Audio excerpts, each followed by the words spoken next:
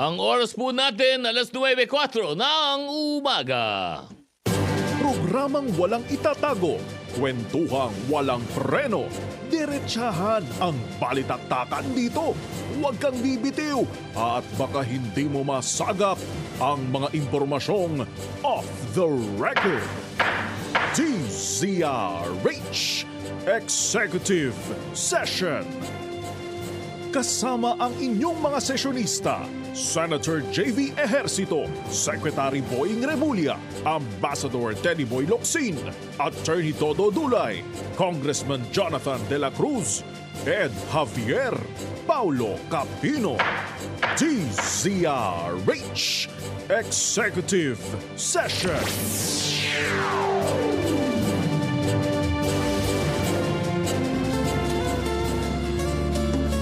Good morning Pilipinas! Ito po yung programang Executive Session. Live na live po kami ngayong Sabado dito sa studio. Sabahan niyo po kami hanggang mamaya kasapot kalahati ng umaga. Ako po si Attorney Dodo Dulay. Siyempre dito po, kompleto po ang ating patakada. Meron lang mga ibang missing ngayong araw to. Pero for our New Year edition, unang-una natin to for the New Year, for 2025. Dito po, walang iba. Ang ating Master Rider, Senator J.B. Ejercito, ang ating Congressman Ambassador, Jonathan De La Cruz, at si paring Paulo Capino. Good morning, boys! Good morning. Good morning. Good morning. Happy New Year! Kumusta ang pasok ng bagong taon na Sen. JB sa'yo? Ako ang Jonat, Paro.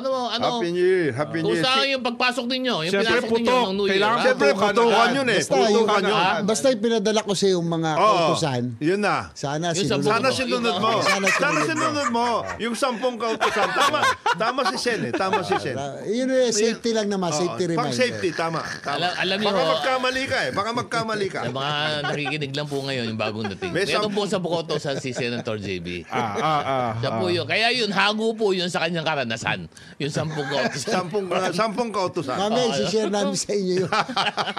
Yung pinadala ko kay Director Dodi. Kay General Dodi. Sabi na yun, dahan-dahan kang magpapotok. Ginawa mo bang guide para sa 2025 yun? General. Unang-una, yun, siyempre, dahil ang daming sunog eh. Ito nakaraan. Kaya unang-una dapat sundin natin, huwag kang magpapaputok sa loob. Oo. Kasi, dahil ang dami. Baka mabingi. Baka mabingi ka. Tama. Hindi kayo magkarinigan. Baba ka mamaya kung saan pa kayo pumunta. Mag-ingat sa kuryente. Mag-ingat sa kuryente talaga. Happy New Year! Happy New Year! Ating mga taga-subaybay. Happy New Year. Si Secretary Boying po ay talagang nag-ano ngayon. Kasi sa Tuesday, may full cabinet meeting. Busy. So, busy siya. Report yan eh. Reporting silang lahat. Ganun sa full cabinet meeting. Next couple of years. This will be the first, only the second, I think. I think third. Baka third to. Baka third. Around third. Na full cabinet. Full cabinet. Kasi si Presidente, by cluster siya nakikipag-usap eh. Which is actually napakaganda. More responsive effective. and responsible. More effective. More effective type pero of meeting. Pero ito full cabinet meeting. Kumbaga sa Supreme Court to, en banc. Hindi division. En banc. Hoy, napag-uusapan natin, General, yung tungkol sa Supreme Court en banc. Sen, baka gusto mong ikaw na mag-umpisa nito. Yung tungkol dun sa commercial fishing can now be undertaken in municipal waters. Medyo mabigat yun. Pero i-appeal pa daw yata. I think i-appeal. Pero at the same time, it will be best if the Congress can come out with an amendment to the BIFAR law. Kasi BIFAR law, yun, allowed ba? Inallow ba sa batas? Bawal. Hindi, pero bakit inallow sa municipal Supreme waters? Court. Nagkaroon ng Supreme Court. By virtue of what? Ano ang legal basis? Nag-ruling. May nag-file ng petition. Because hindi naman pinagbabawal. So, pwede sabihin. Pinagbabawal ang commercial fishing sa municipal waters. Pero, ngayon, merong isang commercial fisher na nag-file ng case. Sinasabi pwede dapat sa commercial. Pinayagan naman ng Korte Suprema. Yun nga nangyari. So ngayon, I'm sure may basihan ng Korte Suprema. Well, that's what we want to know. Kaya nga, importante rin na maghanda rin ng Congress. Bakit nagiging issue to, Kong Jonat? Itong sinasabi mo na commercial fishing, Ito po, ganito po kasi yung pong boundary po ng mga bayan na nasa tabing dagat, meron po silang 15 kilometers. 15 kilometers na masasabi. Ano ba ang tawag doon? Municipal waters, yes. Yun ang tawag doon, municipal waters. Yun lang po mga bayan na tabing dagat po Meron po silang 15 kilometro na from the shoreline na municipal waters. Yung pong municipal waters na yun, base sa desisyon ngayon ng Korte Suprema, yung pong mga commercial fishers, ibig sabihin yung talaga nagnenegosyo para mag-angkat ng mga biyayang dagat, pwede na po doon sa 15 kilometers na commercial. Ano ba impact dito pag pinayagan itong commercial? Malaki kasi kawawa yung mga maliliit na mangingisda. Madi-displace ngayon yung mga small fishermen. Madi-displace. Kung maagawan sila. Kasi ito mga commercial fishing, malalaking trawlers yan. Malalaking vessels yan. Pag kumuha yan ng manilambat nila, ubos ang doon. Di ba? So, siguro, dapat hindi payagan yan dito sa mga shorelines, lalo sa municipal waters. Kasi nga, pagkakaita natin ng hanabuhay ating mga maliliit na mga isda. Akala ko ba yung mga ganyan na mga trawler, usually yan sa mga open seas dapat yan. High seas dapat. Sabihin mo, within the 15 kilometers zone, marami ding nakukuha talagang isda doon. Is it more bountiful than the open sea? Ganun ba hindi, malakas. At saka yun, subsistence fishing yun basically. Oo. Ano ba desisyon na to ng Supreme Court ba? Division ba to? O Division.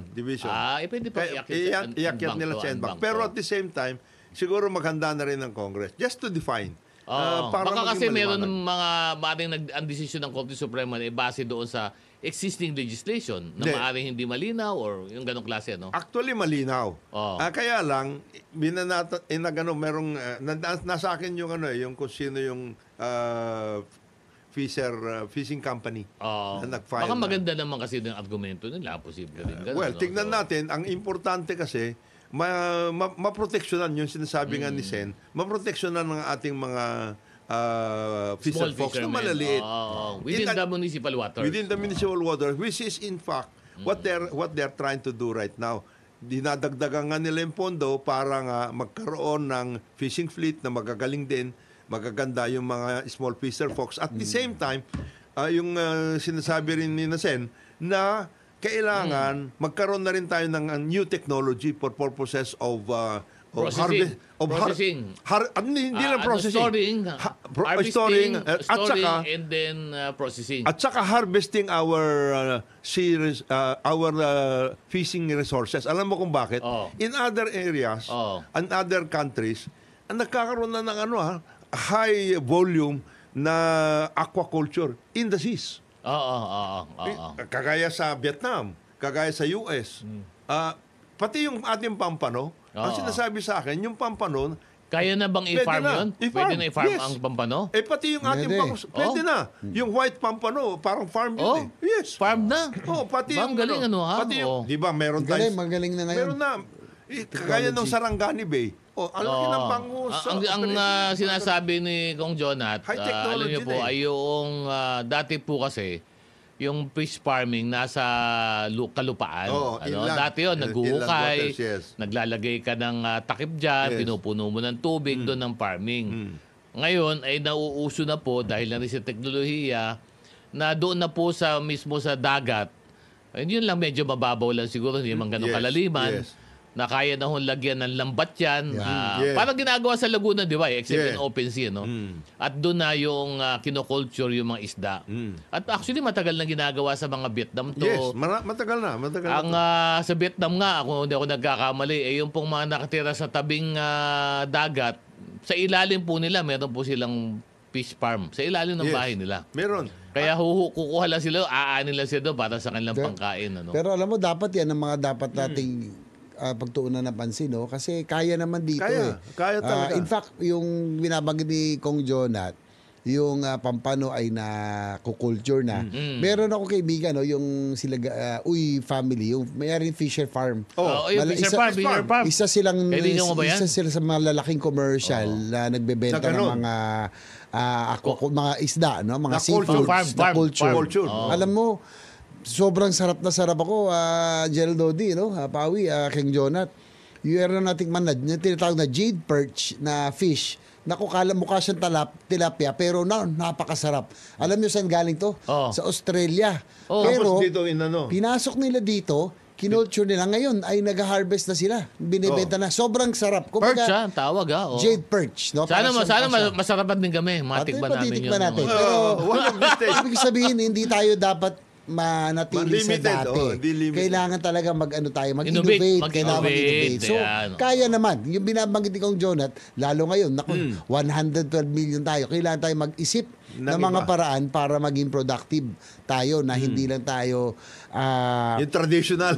Sa tradition. Kailangan tayo mag-innovate kasi ang dami ng populasyon natin. Ang hirap pakainin nito. Sa totoo lang. Totoo. Ito po at sumama kayo sa aming kwentuhan habang mainit po. Nag-uumpisa po kami ngayon New Year's edition namin. Ang aming text line po na dito po sa executive session lamang 0915 698-0955. Pakisulat nyo lang po 0915-698-0955. Ito po ay para sa aming programang executive session. Mag-text po kayo para makasama po namin kayo sa aming kwentuhan. At tatama yan, Sen JB. Ang isa lang na siguro na maaari natin sabihin din, Sen JB, yun sa fish farming, Yes. Kasi usually ang makakagawa ng fish farming yan, yung mga malalaking kapitalista. Yes. Ang tanong dito ngayon, paano ba makinabang yung ating mga kababayan, yung mga maliliit na farmers natin or fisher folks natin dito sa pag-farming? Kasi alam mo, kailangan ng tulong yan. Yun lang, paglalambat lang, malagbagastos na yan. Malaki yun. Malaking gastos yan, yung lambat paglambat Kasi ilang metro yun, ilang lalim nun. Well, siguro dito makakatulong ng malaki si DA Secretary Kiko Laurel dahil unang-una, ang negosyo niya talagang isa sa, I think, sila na yung pinakamalaking fishing magnate dito sa Pilipinas. Baka patingin ko mas may idea siya kung paano natin matutulungan, paano magpa-participate yung mga maliliit na mangingisda para dito sa ating sagana o pagpapalaganap ng ating fishing industry. Tsaka two prongs and General tsaka Kong, naisip ko, hindi lang sa food security natin, pero kasi security in a general sense, global security, kasi itong fishing ginagamit na rin to as a weapon for going over boundaries and sovereignty. Actually, that's the reason why China is really interested sa West Philippine Sea. Kasi yung area yan, Gerald Dodi, yan ang isa sa pinaka-richest in marine resources, yung area yan. Hitik na hitik yung lugar na yan, Kaya talagang kinukuha nila yan, hinaagaw sa atin. Kasi siguro bilyon ng population nila, naghahanap sila ng ibang resources na pagkukunan. At tingin ko yan ang dahilan. Kaya talagang interesado silang agawin sa atin yan. All over the place ng China. Hanggang sa Peru lang. Pati sa South America. Mahabot sila. Saka nag-i-invest din sila dun sa mga icebreakers na mga barko. Kasi papunta dahil nagme-melt na yung Arctic So gusto rin nila, may interest din. Alam mo lamang kasi ng China, tanggapin na natin yung kanilang ability to produce itong ganitong vessels, mga makina, yun ang lamang nila they can produce it at very low cost. Low cost, short time, and in a quantity. Kaya maramihan talaga. Commercial talaga, mas. Ang kanilang mga fishing vessels talagang malalaki. Ang kalaban na lang nila ngayon dyan, Vietnam As far as these things are concerned, of course. Tama. Sa Vietnam na, ganyan din. Banatan sila din. Vietnam, yung fishing fleets ng Vietnam, malalaki din. Kaya bati lang muna, bati lang dito sa atin, si Joseph ng Sampaloc, Manila. Good morning, Joseph. Sa aming text line po yan, pumapasok. Maraming salamat. Good morning. Tapos sa attendance check, sabi ni Beng Pati ng Montalban, Rizal. Good morning po, ma'am. Maraming salamat po sa sama sa amin. Galing naman sa Irosin, Sorsogon. Yun. Good morning, Master. Watching. Napakaganda dyan. Hindi kompleto ang Sabado pag walang executive session. Salamat naman po kay 9477 from Irosin. Salamat po sa inyong pagsama. Text lang po kayo para makasama namin sa kwentuhan dito sa executive session. Itong General, itong ating regular, si Bong Belicas ang San Juan. Oo nga. Ayun, Bong and family, Happy New Year. Si Lily Rui Vivar, good morning and Happy New Year executive session, gentlemen. Watching from Saipan, USA. Uy, dami talaga nakikinig sa atin. Oo. Good Diba? morning. Layo, gusto niya sa Saipan. Nag-greeting na ba tayo kay Senator Tol? Di pa. Ay, happy birthday kay Happy Senator birthday, Francis Tolentino. Sentol. birthday. Kahapon, May birthday majority kahapon. leader. Birthday kahapon. Birthday kahapon. Sentol, Senator Tol, yung Happy iniwan birthday, mo na pansit dyan kay Tita Malu. Tita Malu, mamaya namin Ito, may text yung ating kaibigan dito. Bagong taon. Walang iba. Congressman Ador Plato. Yes, Ay, of course. ito, Sabi niya, nag-text good na morning. sa akin. Good morning, executive session. Good morning. Ingat palagi kayo. Ganun na lang. Yun na ba yun? Meron. Joke Ito. lang. Happy New Year kay Kong Ador Plato. Pero Ador, sa Happy New Year. susunod, babawi. Kami magpapakain sa iyo. Happy New Year, Apo.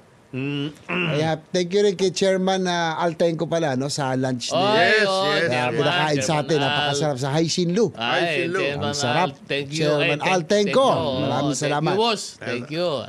At saka siyempre kay Mayor Seri Antiborda ng Bugay. Nag-grow out na daw sila ng pampano doon. Ka? Galing. Sa Bugay, Galing Cagayan. galing Paano Sarap naman yan. tayo? Yan nga, Mayor. Mayor. Happy New Year na yung bigat. Talagang hindi namin kayo makakalimutan. Yan. Pagkat bagong taon. Kailangan kayo sumama sa amin. Ulitin ko lang po ang aming text line 0915-698-0955. Text po May kayo 0915-698-0955. Bago tayo Ito. mag-break, nag-message si Glenn. Tinatanong ka. Tinatanong ka. Kung nagpaputok ka Master daw ba? leader daw ng GI GI party party list. list, Oo. GI party list. Masarap ba daw o masaya ang putukan Putukan sa inyo? ninyo. Oo naman. Sa GI. Tuloy ang GI putukan. party list. At saka siyempre yung kaibigan natin, si Bong Ariola. Ay, si Bong. Pauwi na Bong. pala ito sa Pagbilao. Bong, magandang umaga sa'yo. At siyempre si Dr. Joey Laceda ng Olongapo City. Yun. Yun. At tama-tama, pinag-uusapan kasi natin yung ito sa trawler at saka yung pagpasok ng China. At ito po, dahil na po, January, 4? 4. January 4. So lahat po ngayon, at sinabi na rin po ng Bureau of Immigration, na lahat po ng mga dating POGO workers, na bumibilang sa 11,000 katao more or less na dapat to naka-downgrade na to na tourist visa na hindi pa umaalis. Ibig sabihin nandito pa. Ano ba, 60 days? Tapos na yung 60 days. Sapagkat downgrade pa ito noong October. So, at tapos na yung sinasabi 60 days ni nila. Commissioner Biado, dapat ito mga to ay magsilikas na at bumalik na kayo sa inyong mga bansa. Sa inyong mga... Maganda naman yung pakay na yan, na yung mga 11,000 na POGO workers, na kailangan yan, tigil na yan sa trabaho sa POGO. Nagsalita na po yung Pangulo, sabi, tigil na ang POGO. Kung gusto nilang bumalik, anong magagawa nila? Hindi, Tourist, they as tourist. They apply As as tourist. For a I new license? apply as a tourist As new visa. Pero ito lang po, Visa. meron lang po ako naman na pakiusap kay Commissioner Biado ng Immigration sapagkat alam mo nakikinig naman sa atin si Com Biado. Yun lang pong medyo ingatan nyo lang po. Yung pong sa paghahabol, pati na rin to sa ibang ahensya ng gobyerno, na Yung paghahabol, mabigat yan. Sa yun sa POGO, mga POGO. Ang aking pakiusap lang po, medyo maganda po yung inyong gagawin, at suportado po namin kayo. Pero pag-ingatan nyo lang po na yung pong mga lehitimo naman na negosyante Chino, wag naman po sila maging biktima ng ganitong bagong masasabi nating bagong pag-iigting na pag-iigtingin na kampanya laban sa POGO. Sapagkat tandaan po natin, marami pa rin pong lehitimong mga Chino na nagtatrabaho dito na hindi naman po kasama sa POGO. Huwag silang gawing gatasan. Alam mo, kaya ako lang naman nabanggit to kasi merong meron lang tayong mga nakausap from the Federation na nagsasabi na maraming mga kasama sila na dumadaing Nagiging ano sapagkat, sila. nagiging ano sila, no, subject sila ng mga sinasabing, kumbaga, hindi naman sinasabi kung sino. At hindi natin sinasabing nila lahat. Baka lang hindi lang alam nung ating mga Ang tawag ni Pao commissioner, doon, ano? Na, ang tawag ni Pao doon, General, Oo. milking cow. Milking cow? Milking cow. Gatasan. Gatasan. Milking Gatasan. cow? Mahilig ito. Si Sa cow? gatasan. Ay! Ito. Ay, alam mo yan. Alam mo. Ito, mahilig si ito. ano eh. Malipat lang muna tayong Gatasan, usapan. gatasan. Ano? Alam niyo po itong si Si Pao. Pao. Nung bata pa ito, Mahilig talaga to mahilig sa ito. ano. Ano ba gatas. tawag doon pag ikaw yung milk someone? Anong tawag doon sa Tagalog? Gatasan. Ayun. Gatasan. Mahilig to itong manggatas itong si Pao. Oo. Pero ano, boss. Si Jay. Mahirap mo.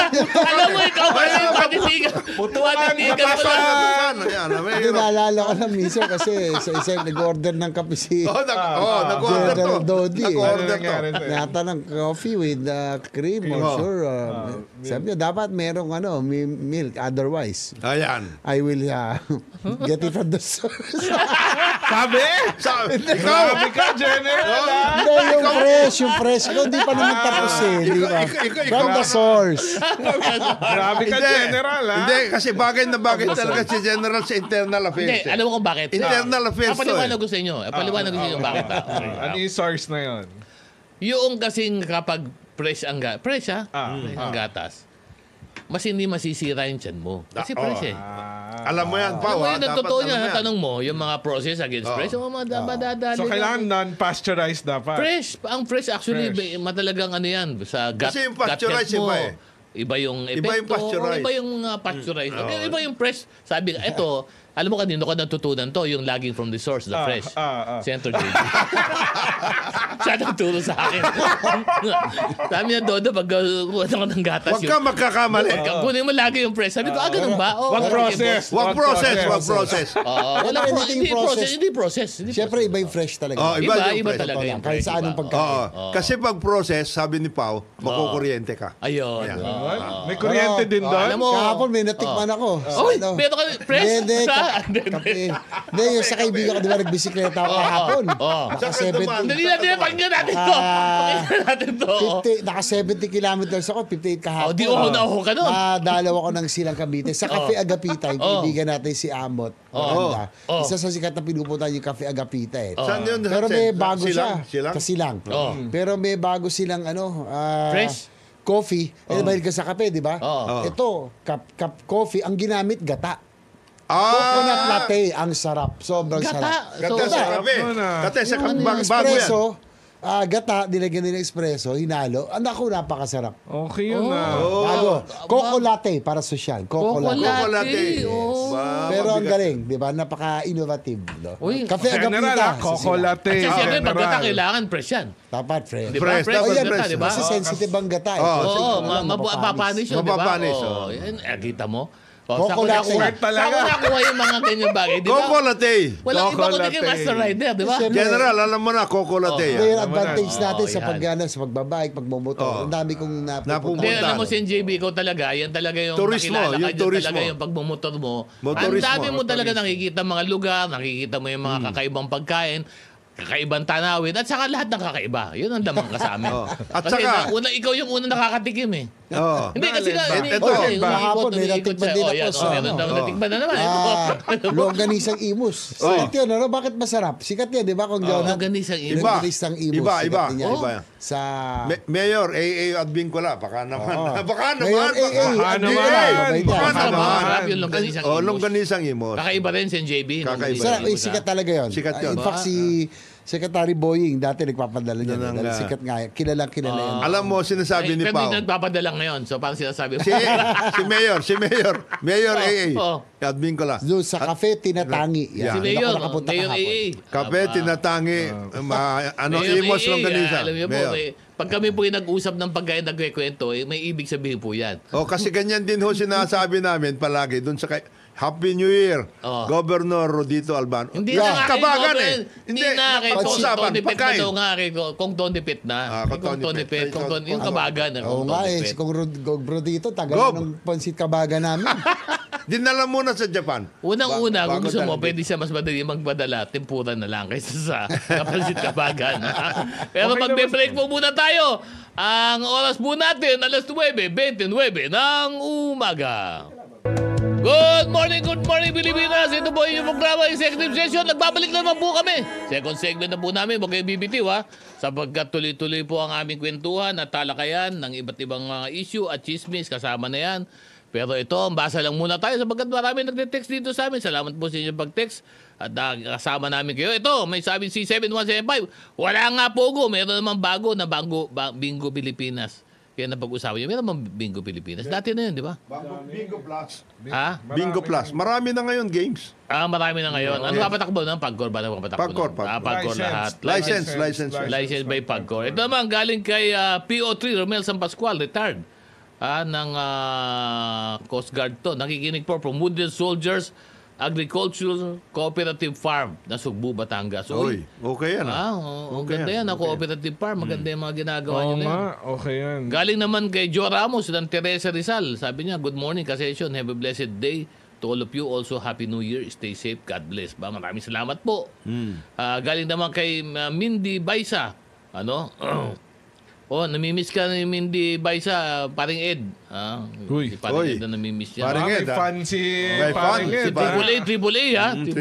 Uy, si Josa na nanonood. Deli- Josa, madam. Davao. Hello po. Si Josa lang. Morning. Hello, Josa, doon ka ma'am. mag-text dito sa text line namin. At saka si, Regina din. Si Oo, Regina. oo nga. Regina. Tagal ko na hindi Happy New nakikita Year. yan, Gusto mo makita? Hindi ba palibre tayo? Yun. Shout out lang daw sa mayor ng Pila, Laguna. Ang LM President ng Laguna, Mayor Egay Ramos. Pila sa pila yan. Pila. Pila is now Usual a din first-class municipality. Usual din nanonood sa Na atin si Sir nagbababati, Jerome. nagbababati si Councilor Dr. Ross Pramil. Malamang kasama to sa ticket. Sa ticket ni Mayor Ramos. Ni Egay. Yung kasama ka ni sure for sure kasama ka. Okay lang yun. Okay yan, tama yan, maganda yan. Kailan bang start ng session, Sen? January 13. Hanggang? Hindi ko lang, mga February na yan. Kasi Tapos na long break na. magkakaroon na ng election break. Feb 12 ang official national... Kailan ba umpisa na election period? January 12, ano? January 12 Feb yata. 12. Hindi, January 12. January 12. 12 ang umpisa. Kasi starting January 12, yung mga prohibitions, papasok na prohibition ng mga transfer, appointments. January promotion. 12? Paano nangyari ng January 12? January 12, ang Hindi, alam ko. February 12. Feb 12. Feb 12. Hindi, election. Check ko. Hindi, umpisa January. Yung Check restrictions, wait. Check ninyo. Tignan mo nga, Tignan Pao. nyo yan. Sige, ito na. Siyempre, pag nasa gobyerno ka, alam mo dapat yung mga ganyan. Kasi pag ginawa Kasi mo yan, may mga iba na at hindi nagpapa-appoint. mong Paano nangyari? sinunod dyan, may problema ka. Baka Unless makaswang exempted ka. Oo, Kasi ang, pero walang prohibition sa paghuli ng mga pogo. Kaya lang, ingat lang po kayo. Yun lang ating request lang. Yung pong mga lehitimo na mga negosyante na Huwag Chino, naman idamay. Oo. wag naman ho sanang sila ay, alam mo na, Kaya masagasaan. Sapagkat nang dinegosyo lang ho yung mga yan, siyempre. Wag natin idamay yung mga yon. Kawawa naman kasi legit naman. Huwag tayong magkaroon ng xenophobia. Ano tawag yan? Oo nga. Xenophobia. Hindi naman. Huwag tayong ganon. Oo. Na mahirap yan. Marami tayong mga kaibigan Oh. at malakas ang ating Pero ito, no? Sabi ni Lily Rui Oh. Vivar ulit, wala na pong pogo pero maraming pogi sa executive session. Ikaw naman. Gabi, aga, binulat tayo, Nagsasabi. aga. Oo nga. Hindi Siyempre, po binabati ka naman. Si Senator JB Si lang po. Senator JB lang ang JB pogi dito. Dahil napatunayan na po namin yan. Kaya nga po siya ay master rider, Master biker pa. master biker. Sapagkat Ay, may marami mo ba- siya nakikita mga bagong mga At saka may bago lugar. tayo, Oh. may bago akong i-introduce this year. No? Yun. In line ano? with the Philippine Motorcycle Tourism, okay. yung Department of Tourism, Oh. Tourism Promotions Board.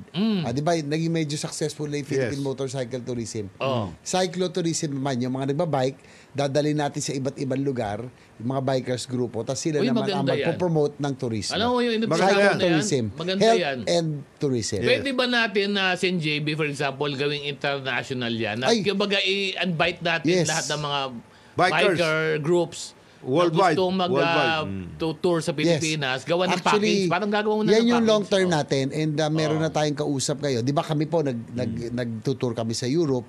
Yung operator na kausap namin doon, Pwede balak sila na nila magdala dito. dito Yes. ng mga foreign. Maganda yan, ito, maganda yan. tourism talaga. Yes, maganda. So Ito na. siguro simulan muna natin sa Palawan, sa Yes. Mindanao, kung Uy, saan ang medyo ganda yan, safe. Yung mga mag-ride. destinations Yes, talaga. oo. Na malalakas Inaayos din natin hopefully this year. At kaya importante, yung sinasabi ni Sen, Low-hanging fruit kasi yan eh. Oo. low-hanging fruit talaga. Talaga sa At saka tourism, importante, talaga. yung mga bikers magkaroon ng konting discipline. At saka yung grupuhan, Ay, hindi iba yung mga biker dito, yung nasa kalsada. Ay, iba Hindi, yung pasensya na po Kaya nga, Kaya lang at saka, medyo- yung mga grupuhan ng bikers, talagang sana Disiplinado. magkaroon ng grupon, hindi nag-aaway-away. Kasi Hindi, nag-aaway. unang pakiusap ko lang, sana po magkaroon ng disiplina. Tsaka- yung unang, sana po Tama. Alam niyo naman po. Dahil saka ako, bilang rider, matagal na ako nagmumotor, no? Napansin ko lang, marami kasing pumasok, nagmumotor, nagbisikleta ng pandemic. No? Marami, natutuwa ako, lumaki yung riding community, dumami tayo. Kaya lang, ingat lang tayo. Hindi dahil meron tayong big bike, malaki ang natin, hindi ibig sabihin, pwede na tayong maging siga sa kalye. Mangharabas. Kailangan pag dumadaan tayo sa mga probinsya, lalo na sa mga poblasyon, sa mga bayan, respetuhin natin yung lugar. Hindi tayo pwedeng rat-rat at hataw sa mga lugar na yan. Dahil lugar nila yan, respetuhin natin. Yan Hindi lang. lang sa mga probinsya, pati dito sa Dito, lungsod. Metro Manila. Metro Manila. Huwag kayong maging kamote rider. Medyo, kailangan lang po medyo ingat. Tandaan nyo po na ang motosiklo, walang chassis yan. Katawan nyo chassis. Kapag kayo ay na-aksidente, ang unang sasalpukan niya at katawan nyo. katawan ninyo. Kaya Merong mag-ingat po isasabihin kayo. si Pao. Pao, ano Ito sasabihin na, mo? Ano? January 12, official election period. Dito magsisimula yung gun ban. Gun ban. February 11, yung campaign period for senators, yung national candidates, senators saka party list. So dito papasok yung mga So, umpisa na nga, restrictions. January 12. Ang local, yung mga Tama, pero umpisa na nga ng January 12, di ba? 20. Election period, umpisa na. Yes. Ayun. So, Gun tama ban naman lang sinabi yun. ko. Tama. Ayun. Gun ban lang. Kaya Hindi lang ikaw, gun ban yun, pati prohibition yun kasama. hindi, kasi prohibition election daw. Hindi. February. Tama Kaya, naman. General, Oh. alam mo na yan, January 12, yung paputok, bawal na bawal. Gun ban eh. Ay. Huwag kang gagawa ng... Oo, bawal talaga. Ilagay mo yan. muna sa holster Tigil mo yung, sa holster ano, mo. yung armas mo. Alam mo, ito natutunan ko rin to eh. Lagi nakabuslo lang yan sa loob. Ilalabas mo lang yan kapag kailangan mo na talaga. Nakabuslo. Ang mga nakapasok lang. Oo, Nakasukbit. nakasukbit. Hindi, iba yung sukbit. Kasagpitan ba? Nakasubmit ang iba yun. Yung puslo kasi hindi naintindihan ng tao yun. Ay, yun ang problema sa iyo. Hindi kayo Anong ibig nagbi-Pilipino. sabihin ng buslo? Buslo, yung nakatago lang. Saan? Kasukbit nga. Nakasukbit nga. Hindi, buslo, nakaloob eh. Nakaloob, ganon. Yun ang buslo, Hindi dapat nakaloob. nakalalabas. Huwag Hindi na mong dapat ilalabas nakakalabas. yan.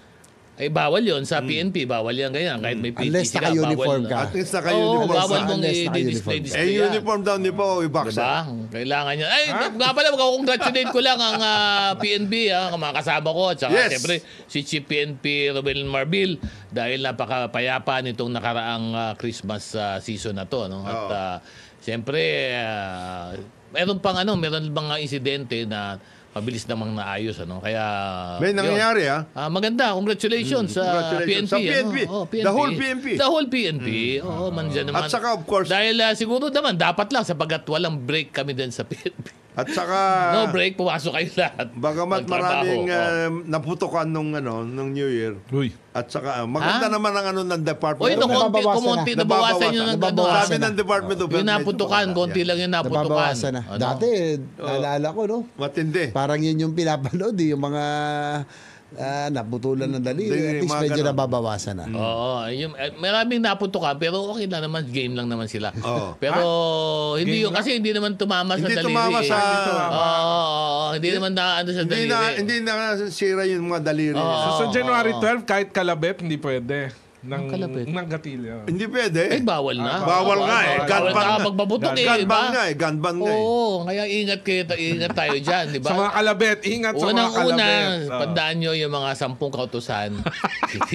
Maliwanag. Master Dapat Rider. maliwanag. Mamaya, papakita Senator ko sa inyo. JBRs ito. Alam nyo. Ang aking Etong pinadala si Senator- kay General Dodi, i-share ko sa inyo. Sabi ni Sen, yan ay dedicated sa'yo, General. Pagka-send pa lang ni Sen JB, Dedicated si sa'yo. General Dodi nakatag na. At ang maganda kasi dito ay siyempre, lang tayo natutunan natin yan sa ating Master Rider at Mototourism Advocate At Master Biker. at Master Biker, Senator JB. Pero ano lang siguro, dahil New Year yan, New Year. we are hoping for a better 2025. Oo You know, naman, kasi oo. medyo sabihin na natin, medyo naging rough din yung 2024. 2024. Ako naman, Mabigat. alam mo, ang hirap na nasa politika minsan na General Dodi, kung John at Bawi. Pag meron kang, galit sa isang grupo. Yes. Pag nandito ka, galit sa yung kabilang grupo. Pero ang sa akin lang, Principle. kaya ako sinabi noon, na-post ako doon na hindi ako part ng unit team. No? So hindi ako part ng DDS, hindi ako part ng loyalista nung nanalo ako independent, pero I was calling for sana maayos, no? Kasi ang dami nating problema kailangan ayusin. Yun lang yung sa akin, no? Yung infrastructure, yung agriculture, yung healthcare. Naku, napakarami na problema. Ang kinalulungkot ko talaga, personally, ang aga nung bangayan sa politika, napaaga, no? Syempre it distracts everyone doon sa ating pag-move forward. Lalo pa naman, start of Nakaka-distract the year, 2025. Ang dami natin dapat Dami gawin, na ang dami kaagad, dapat tapusin. Di ba? Ito na eh. Nakaka-distract kasi talaga. So ako na lang, ganito lang gagawin ko. Hindi po ako, noong panahon po na President Duterte, alam nyo naman, very supportive ako dahil yung sa kanyang infrastructure program. In fairness, talagang hanggang sa Japan, sa lahat, sumuporta ako dyan. Ako nagdepensa. Ngayon, pinagpapatuloy ko lang na si Pangulong Bongbong Marcos na, kung ano man ang kanyang programa, yung mula nun doon, tinutuloy natin. Supportahan kasi mo din. ano na tayo delayed na tayo, masyado na tayong huli. Kung magbabangayan pa tayo, kung hindi pa tayo kikilos, sino pa, diba? Kaya ako, I'm not taking sides. Magko-concentrate na lang ako doon sa what needs to be done for infrastructure, for healthcare, for agri, para sa food security, sa lahat. So, doon ang aking direksyon. Hindi, wag sasabalob sa akin na sabihin, hindi ka hindi ka nag-aano ng posisyon, playing safe ka. Hindi po ganon. Kailangan, wag tayo mawala ng focus sa mga mas malaking problema ng bayan. As a matter of fact, that is the call of a lot of other politicians in other countries din. Sa Amerika nga, matindi ang bangayan nila. Pero ngayon, ang sinasabi ng tao, ayaw ng tao yung masyadong magulo na politika. At saka yung maagang politika na banatan ng banatan, wala nang pinag-usapan kundi sarili. Nakaka-ano focus no? Kung yun at nakaka-distract kasi. Ang importante kasi yung para sa bayan. Anong dapat natin na Direksyon. Sabi mo, anong direksyon natin? Kasi tama tayo tatamaan na tayo, talon-talon na tayo dito. Baka doon sa 10 ASEAN nations, baka nandun na tayo sa bottom 5 Tsaka nakakalungkot General Dodi, ang Vietnam lamang na sa atin sa foreign direct investment, sa infrastructure.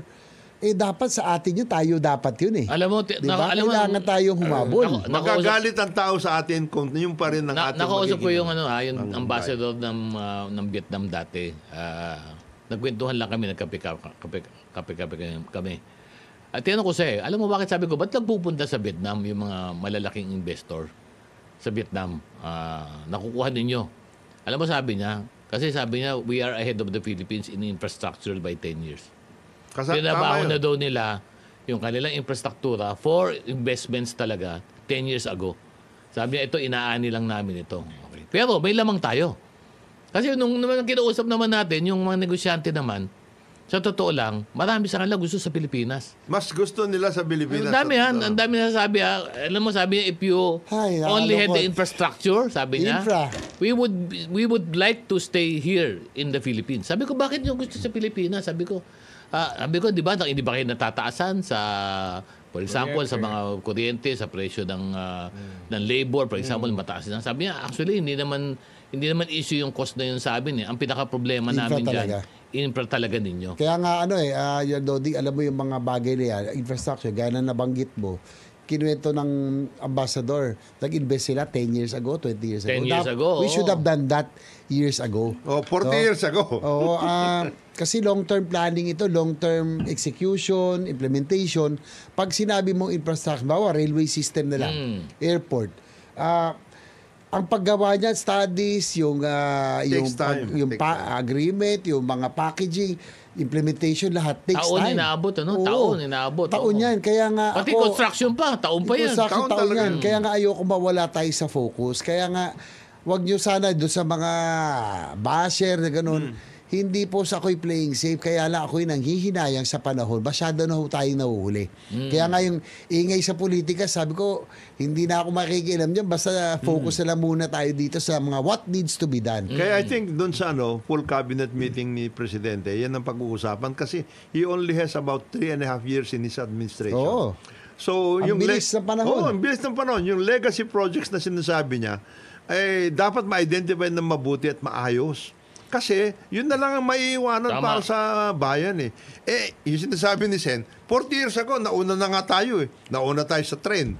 Nauna tayo sa pag-aayos ng Sa ating power, napag-iwanan utilities. Ngayon, napag-iwanan tayo eh. In fact, alam mo, kung Jonat, no, on hindsight, yung North and South Rail, siyempre, nandun ako nung panahon ni President Erap, 1998. Priority na sana yung North Rail, South Rail, tsaka yung Clark as the secondary airport to Metro Manila, 1998. Ano na tayo ngayon? 2024. Ngayon pa lang natin nakikitang gumagalaw, di ba? So, we lost already 20 years. May nawala na tayong 20 years na naghahabol tayo. Mabigat talaga ang ating. Mabigat ang ating hinahabol dito. Kaya nga, tama yung Sen. Mabuti ikaw nangunguna sa mga ganyan. Tama na muna yan. Ngayon, yung mga iba, kung gusto nilang yan ng kanilang business in life, sige lang. Basta tayo trabaho na lang muna. Huwag kayong manggulo. Basta tayo trabaho na lang muna. Tsaka ano lang yan, siyempre, kailangan natin talagang i-focus na. We have so many years left na lang, konti na lang po nalalabing panahon, para matapos natin yung ating mga kailangan gawin para sa bayan. Kaya daw dito, at least, naging controversial man yung budget, no? Naging controversial. Alam mo, sa budget, win some, lose some yan. Hindi naman ibig sabihin, pumirma ka, sang-ayon ka sa lahat. Nalulungkot din ako na yung ibang sinulong natin na wala doon, pero ang isa sa mga talagang thankful ako na ito yung aking pong inilaban, dinipensa, yung DOTR budget. At ayon na rin sa instruction ng Pangulo na nagtaka rin siya yung mga priority programs, no, yung malalaking infra na ating pinag-uusapan kanina, railways, airport, na push down niya noong 2024 sa unprogram. Pero kahit papano, ngayon naipasok na natin sa program appropriations. So, at ako'y, syempre, masaya ako dahil ako po ang nagdepensa niyan. And I think, ito yung kailangan natin i-focus. Yung long-term planning natin, dapat huwag tayo madiskarel. Kagaya niyan, subway, yung dito sa pag-aayos ng mga North-South, yung North-South commuter line.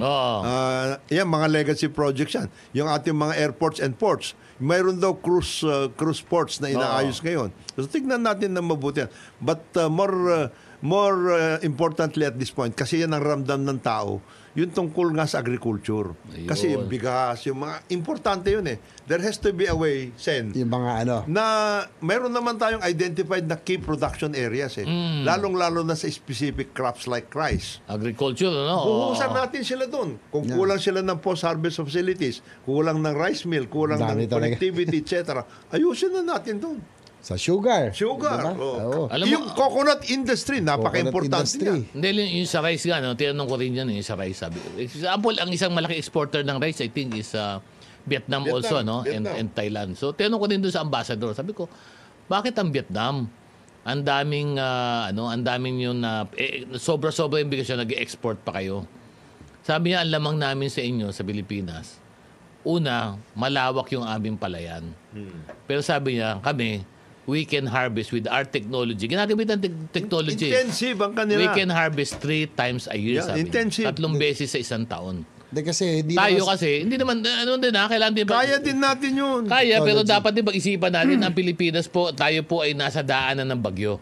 So talagang kailangan po pagplanuhan din po yan. Pero hindi ako nangangahulugan na hindi natin kayang gawan din ng mas maraming ani dito sa Pilipinas. Identify yung key production areas. Panahon pa ng kopong-kopong yun eh. Panahon pa rin yun noon. FM pa yun. Na-identify na yun, di ba? Key production areas for rice. Mayroon tayo niyan. For sugar. Sugar. Iba-iba, alam mo na yan dapat eh. Ay, hindi, wala na ngayon yun. Actually, nasa ano na yun. Ay, iba na. Ano na ngayon yun eh. Ano na yun? Subdivision na ngayon yun. Bati lang po si 0105. Sabi niya, DCRH, good morning. Sana magpapakawala ng fingerlings ng tilapia sa malalaking ilog para maparami ang source at mura ang presyo. Di naman masama na gaya ng programa ng mga nakaraang administrasyon. Meron bang ganon? Nakaraang administrasyon? Dati. Nagpapakawala ng tilapia? Yes. Aba, pwede yan. Maganda yung suggestion mo, ha? Magpakawala ng mga tilapia, ha? At saka magpakawala pa ng ibang mga bagay. Yan, importante dyan. Ha? Hindi, sabihin doon sa mga karagatan natin. Magpakawala ng...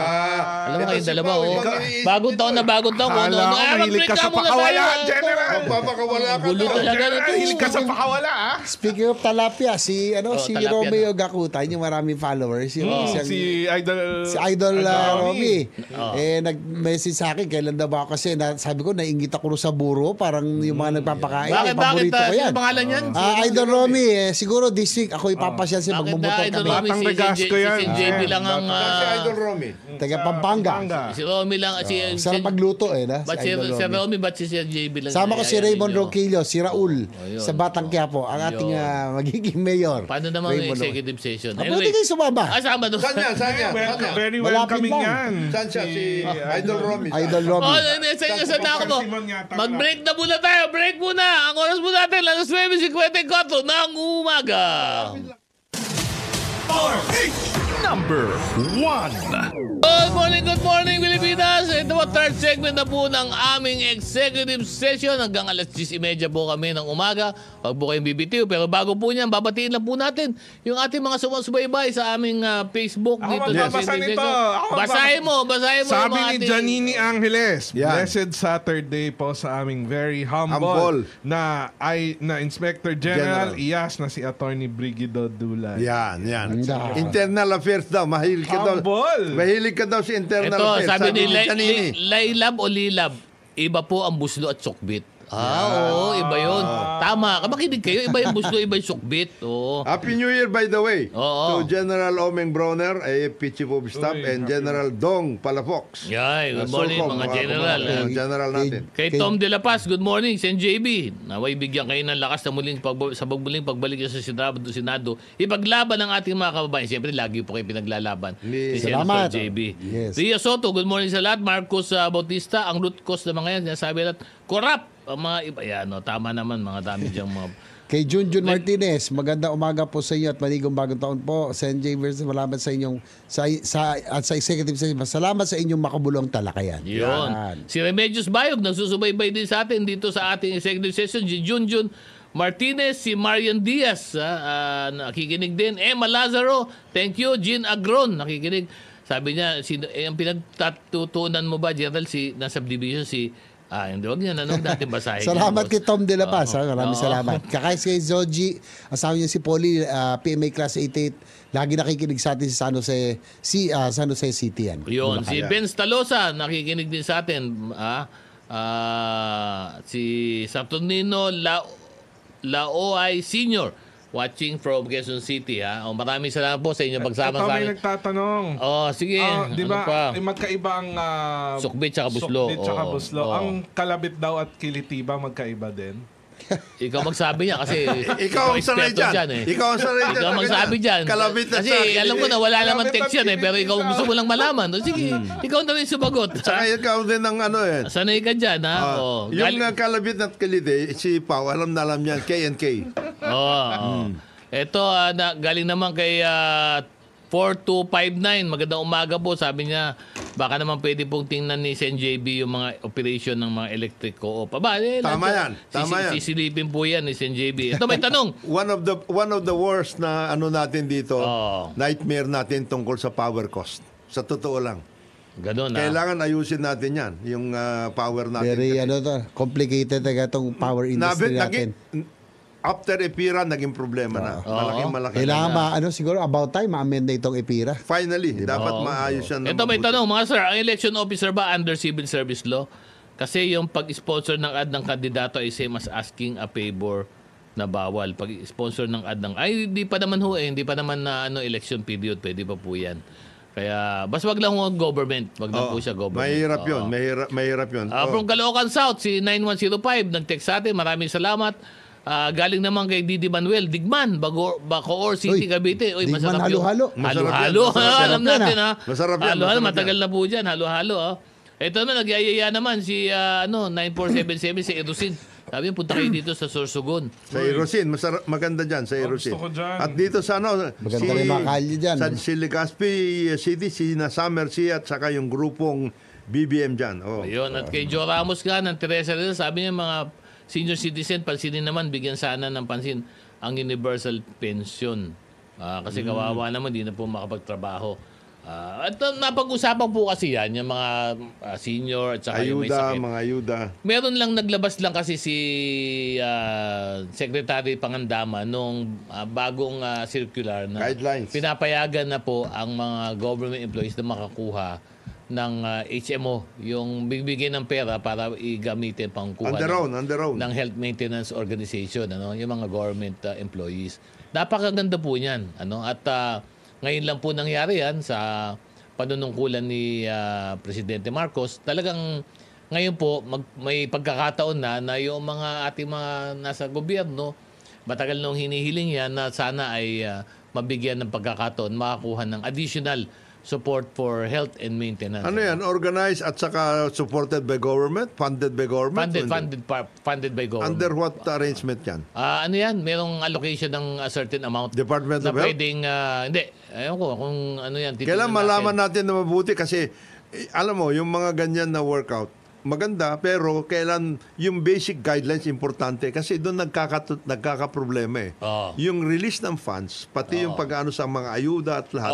Pag walang magandang guidelines o hindi maayos yung monitoring, tapos yan. Tama. Pero waste yan, waste. Tingnan kung ano yun. Tignan natin kung alam ano ko yung parang model. ilalagay ito sa sa pondo ng bawat empleyado eh. We have to find Na that pwede out. na, no? Pero As part of benefits package ba yan? I think part of it. Part Pero of the Sen JB, benefits. alam mo, ito lang tanong ko Sen JB. Maganda yung ginawa, maganda itong ganito ng HMO. Pero hindi ba ito, Sen JB, on the flip side?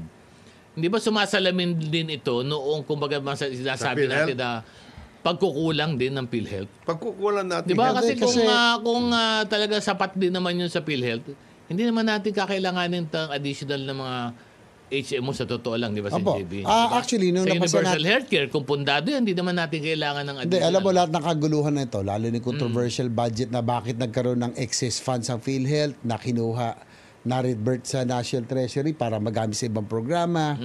Nagkaroon bakit na zero?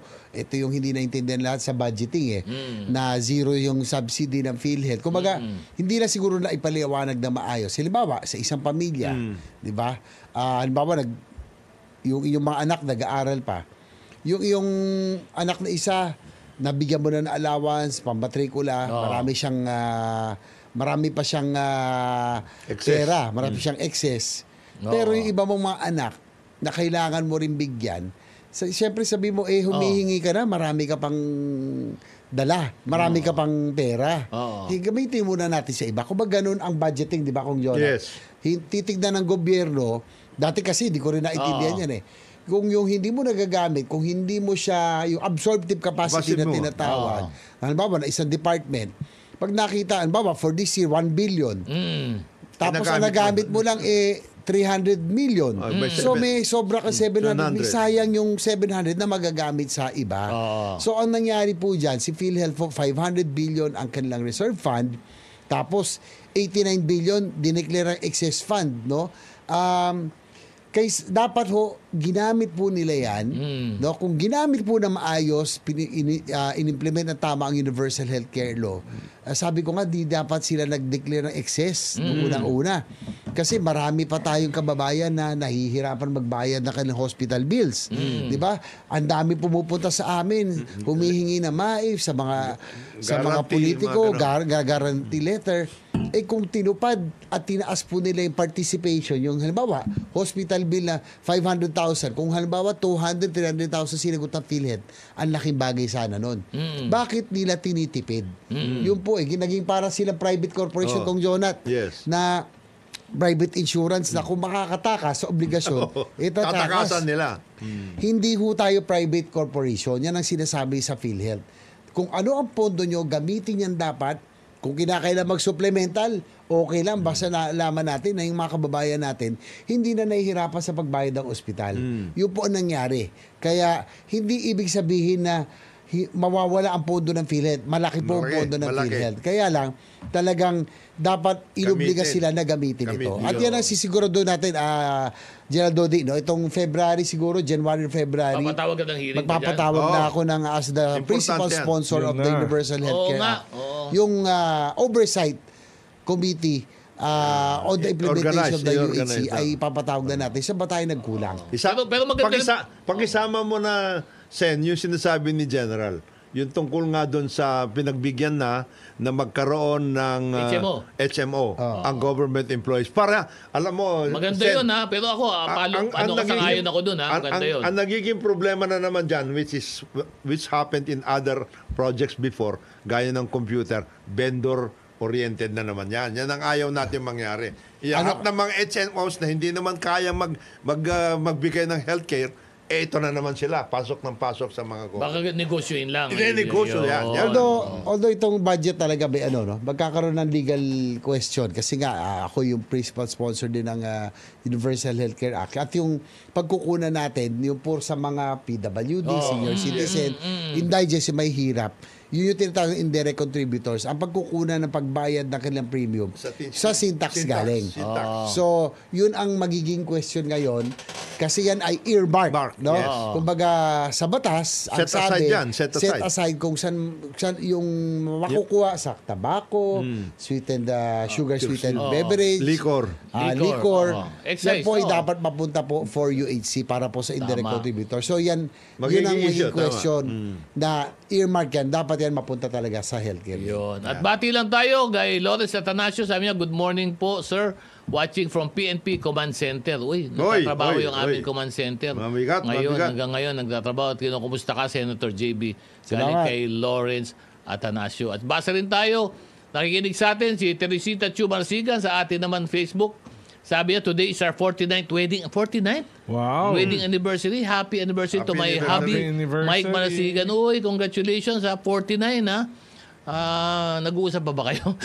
Kay Samantha C. Sabi na watching naman. Talaga? Hindi si Asonsa. Porque hindi na mag-uusap. Bonal sa multi. Hindi. Kasi 49 yun. Ikaw naman eh. Baka may routine na sila. Wag routine na. No? Ay, nag-uusap pa. Kay Roderick Molina. Sabi niya, ito may walang excess fund. SNJB. SNJB, tingnan nyo COA report. Yun. Yun ito, wala do excess fund. Happy New Year daw. Sabi ni Laminiano, Roderick Molina, Arlene Espino, Junjun Martinez. Maraming salamat. Bike Abbas. Sige lang, text lang po kayo. Kahit anong Happy New Year daw. Opinion ninyo, tatanggapin namin. Hindi lang namin babasahin yung ayaw namin. Happy New Year daw kay galing kay RK Habiliana at saka kay Steve Hontiveros. Matagal na naging bowling NSA to. Ayun. National. Ganon. Saka sa Mayor Ting Esgana, si Bishop Ayudtod. Good morning po sa inyo. Ayan. Kay 5013, maraming salamat sa inyong pag-text. Ito, may tanong dito, si 6616, ano buwan dahilan ng hiwalayang Barbie Fortesa at Jack Roberto? Wala po kaming pakialam dyan. Hindi po kami may kasalanan. Wala po kaming, wala po kaming ginawa para maghiwalay sila. Ano yan? Kanina sinagot na yan dun sa sinundan namin ng program. Kung ano yung hiwalayan. Attorney, kayo po ba ang dating BIR Commissioner? Sabi ni Attorney Rodrigo Malyari. Hindi po. Sapagkat ko ako po yung dating BIR Commissioner, hindi na po ako lumalabas sa executive session. Siya po ang dating Grand Inihaw Commissioner. Ay, kay Josa, nag-text si Josa. Josa, morning. Ito, ayun ha. Pasilip naman si JB, policy and drugstore, pag walang reseta, di pwede senior citizen card. Mas mahal pag kumuha ng reseta, doktor. Bill, vitamins at supplement lang. Yun yung bang gamot to kasi talagang kailangan nun ng reseta. So, dapat naman sa government center, pumunta ko kayo, resetahan ko kayo dyan. Kasi pag may gamot po na bawal po na over the counter. delikado po na mag-self-medicate din po kayo. Kaya yun lang po, talagang kailangan ko minsan kumuha ng reseta. Pero tingnan po natin yan. Ito nga ang problema sa JB. May kilala ko ngayon nasa ospital. Kalalabas lang.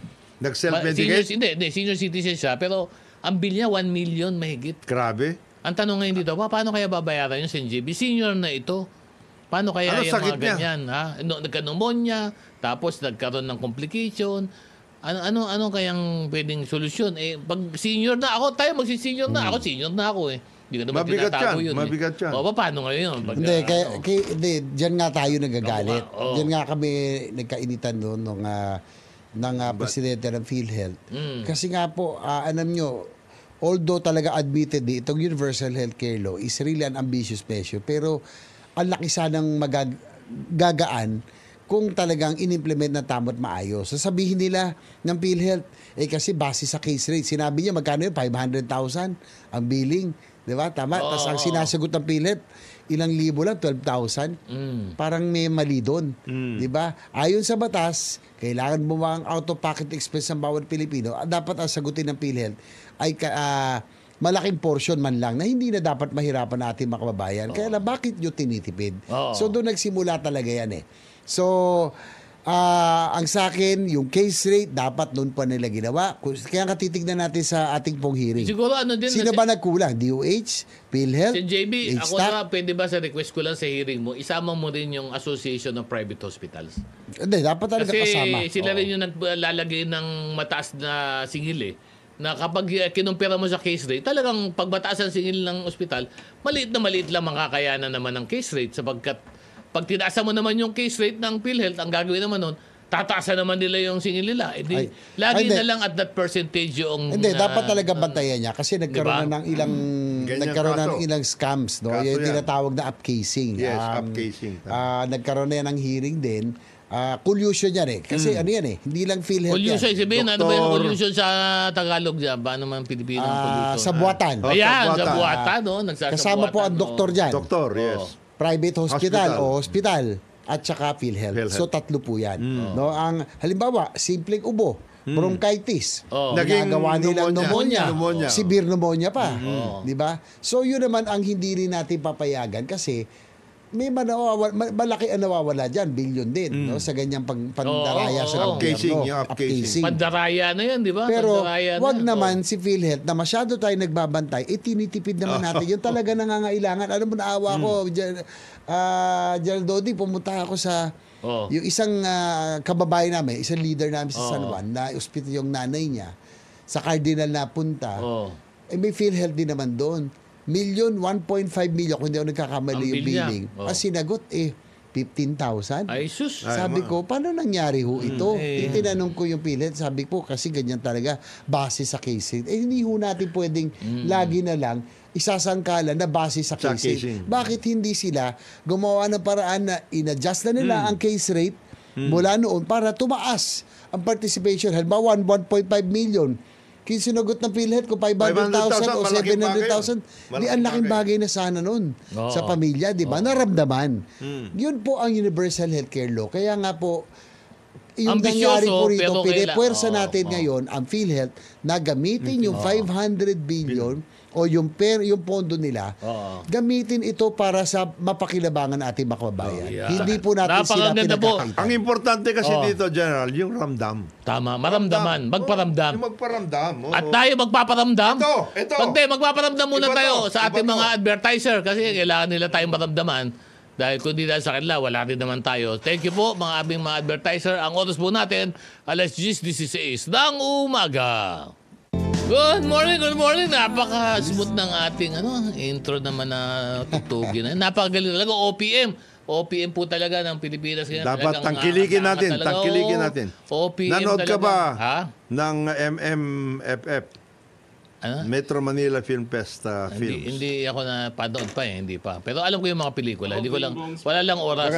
Maganda yung Ganda ng Green Bones. Napakagaling. Dennis Trillo. Dennis talaga. At saka si Ricky Lee. Ricky Lee ang sino ba yung mga starring dyan sa Green Bones na yan? Sino ba yung mga Dennis artista dyan? Trillo, si Sid Lucero. Alessandra De Rossi. At saka si Sid Lucero. Ay, magaling din yun si Alessandra De Rossi. mahusay na artista yan. Galing. Tapos yung mga bata, yung best child actor Doon sa Green Bones.